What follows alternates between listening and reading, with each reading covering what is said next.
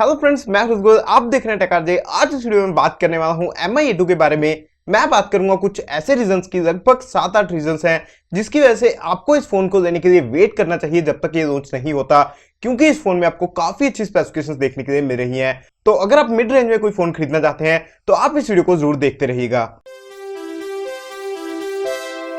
Video को शुरू करने से पहले मैं आपको बता दूं फ्रेंड्स कि अगर आपने इस वीडियो को अभी तक लाइक एंड शेयर नहीं किया है तो प्लीज अभी इस वीडियो को लाइक एंड शेयर जरूर कर दीजिएगा। तो सबसे पहले रीजन की अगर मैं बात करूं, यहां पर फ्रेंड्स आपको स्नैपड्रैगन 660 मिलेगा Mi A2 में, जो कि Mi6X के नाम से ही चाइना में लॉन्च हो चुका है। स्नैपड्रैगन 660 की परफॉर्मेंस आपको बहुत अच्छी देखने के लिए मिलेगी।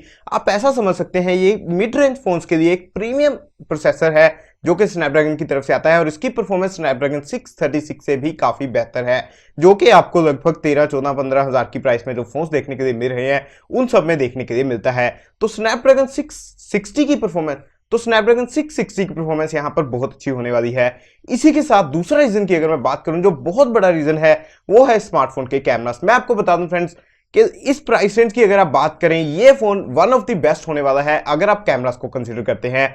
कैमरास की अगर आप बात करें, पीछे की तरफ 20+12 के डुअल रियर कैमरास हैं और आगे की तरफ भी आपको एक 20 मेगापिक्सल का कैमरा देखने के लिए मिल रहा है।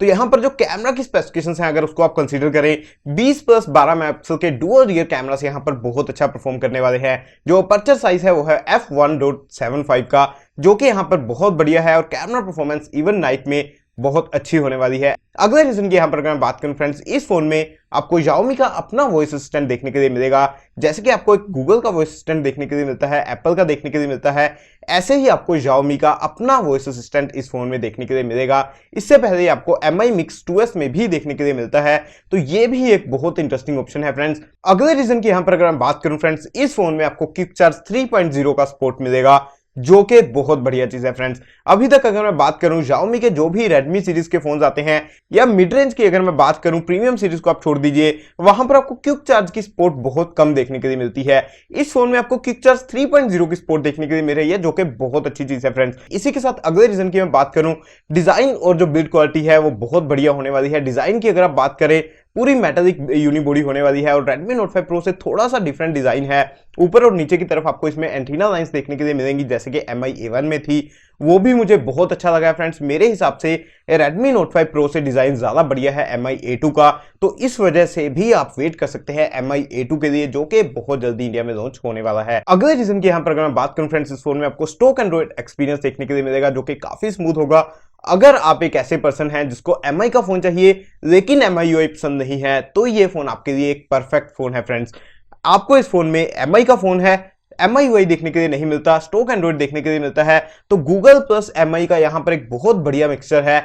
अगर आप ये दोनों चीजें चाहते हैं एक फोन में, तो ये फोन आपको देगा फ्रेंड्स। Mi A2 में आपको स्टॉक एंड्रॉइड देखने के लिए मिलेगा, जो कि बिल्कुल प्योर फॉर्म में होगा एंड्रॉइड 1 प्रोजेक्ट के अंदर। और लास्ट पॉइंट की अगर मैं बात करूं यहां पर फ्रेंड्स, जो प्राइस है इस फोन का, जो प्राइसिंग रखी गई है वो बहुत ही इंटरेस्टिंग है।